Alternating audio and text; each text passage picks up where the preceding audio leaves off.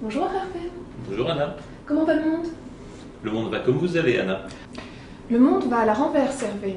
Rendez-vous compte, nous avons vu le premier couple chinois devenir champion olympique de patinage artistique. Alors, si ces étoiles sur glace éclairent le monde, le cours du monde tel qu'il va, l'hiver 2010 vous a également inspiré, puisque vous avez publié au Cahier d'Agir un recueil de textes intitulé « Regard sur le renversement du monde ». Alors, sur quoi se porte votre regard et de quel renversement du monde s'agit-il? Le monde était en quelque sorte à sens unique. Ce que nous avons appelé la mondialisation, ce que certains appelaient l'américanisation ou l'occidentalisation du monde, c'était ce fait très simple: le monde marchait dans les clous que l'Occident lui avait tracés. C'est en ce sens, je crois, qu'on peut parler d'un renversement du monde, et nous en voyons les premiers signes tout à fait éclatants. Regardez la Turquie, par exemple. La Turquie n'avait de cesse que d'entrer dans l'Union européenne. La Turquie n'avait de cesse, en entrant dans l'Union européenne, que de traduire son accession à la modernité, sa participation à l'un des premiers blocs de puissance du monde, et il ne semblait n'y avoir d'avenir pour la Turquie que dans cette adhésion tant contestée et tant débattue à l'Union européenne. C'est probablement fini. La Turquie est tout doucement en train de se rendre compte qu'un arc turcophone part d'Istanbul et court presque jusqu'à Pékin, à travers le fameux pays ouïghour. La Turquie est en train de se rendre compte que l'arc turkmène, etc., traverse l'une des régions les plus riches du monde en ressources naturelles, l'une des régions les plus stratégiques parce que les pipelines, les gazoducs, etc., en font naturellement un enjeu planétaire. Et la Turquie est tout doucement en train de s'abandonner au rêve du retour à l'Empire ottoman et d'abandonner son tropisme européen. C'est le premier exemple tout à fait actuel du renversement du monde. Nous faisons moins rêver, nous attirons moins, et pour être clair, ce n'est plus l'Occident qui va écrire le scénario du monde pour les 20 prochaines années. Et que dire du rapprochement Chine-Japon, Hervé? Jusqu'en 2005, la haine entre les deux pays était palpable. Qu'en est-il aujourd'hui?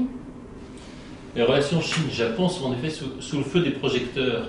La haine est ancestrale, la haine a grandi tout au long de l'occupation par le Japon d'une grande partie du territoire chinois, des atrocités qui, pendant très très longtemps, ont été l'un des constituants du nationalisme et de la culture chinoise de la revanche et de l'accès à la puissance. Et voilà que des configurations tout à fait nouvelles semblent se dessiner. Première configuration, naturellement, la Chine est de plus en plus présente dans le sud-est asiatique. Des pays comme le Laos, comme le Cambodge, une grande partie des ressources naturelles de la Birmanie sont entièrement consommées par la folle croissance chinoise, qui commence chez elle d'ailleurs à protéger son territoire, à protéger ses forêts, au prix d'une dévastation sans fin des territoires voisins. Ce qui laisse pour certains présager d'ailleurs de futurs sujets de conflit avec le Vietnam proche. On sait qu'il y a eu déjà beaucoup dans l'histoire de conflits frontaliers avec la Chine. Nous n'évoquerons pas le rapport avec Taïwan. Il semble acquis, en tout cas pour la Chine, que bientôt, il n'y aura plus qu'une seule nation ou qu'un seul empire, et que Taïwan va tout naturellement, par le seul jeu des contrats commerciaux, des multiples échanges qui se développent sans cesse en dépit des manœuvres militaires, Taïwan va redevenir chinoise comme elle l'a toujours été. Ce qui est plus intéressant, c'est de regarder vers le nord. Vers le nord, c'est d'abord la présence chinoise qui ne cesse de grandir en Sibérie, au point que si les élites administratives et les élus demeurent russes, pour certaines villes, la population est, elle, devenue presque entièrement chinoise. Et puis ce qui est encore beaucoup plus nouveau, ce sont dorénavant les relations qui ne cessent de s'approfondir avec le Japon. Au point que certains sont en train de dessiner un axe d'alliance qui verrait une puissance régionale, Chine et Japon, cette fois faire pratiquement jeu égal avec les États-Unis. Ça n'est naturellement pas gagné. Mais ce qui semble très clair, c'est que nous sommes sur la constitution de blocs continentaux ou régionaux.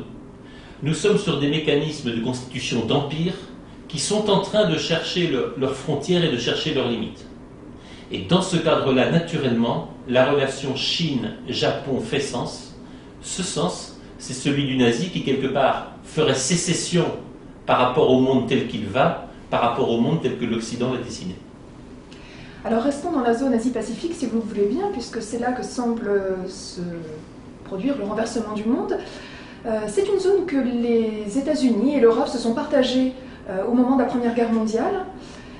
Il semble que deux pays que tout semblait opposer, la Chine et l'Australie, semblent entretenir un nouveau jeu d'alliance pour évincer l'influence des anciennes grandes puissances.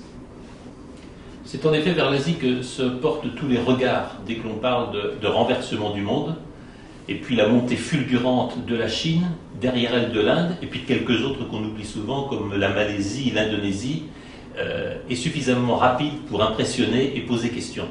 Cela dit, le mécanisme que